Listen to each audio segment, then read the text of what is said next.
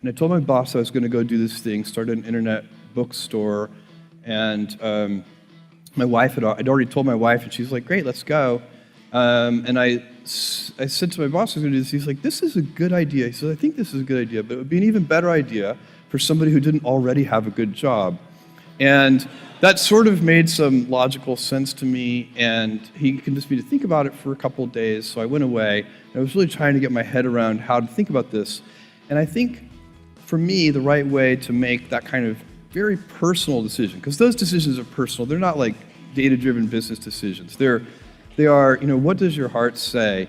And for me, the best way to think about it was to project myself forward to age 80 and say, look, when I'm 80 years old, I want to have minimized the number of regrets that I have. I don't want to be 80 years old in a quiet moment of reflection, thinking back over my life and cataloging a bunch of major regrets.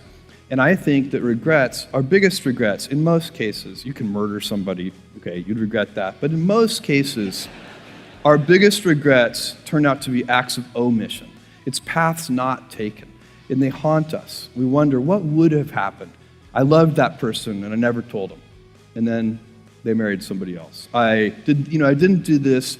And so that's the frame of mind that I put myself in. And once I did that, once I thought about it that way, it was immediately obvious to me. I knew that when I'm 80, I would never regret trying this thing that I was super excited about and failing. If it failed, fine. I would be very proud of the fact when I'm 80 that I tried.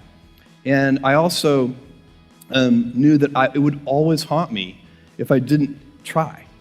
And so that would be a regret. It would be a 100% chance of a regret if I didn't try, and basically a 0% chance of regret if I tried and failed.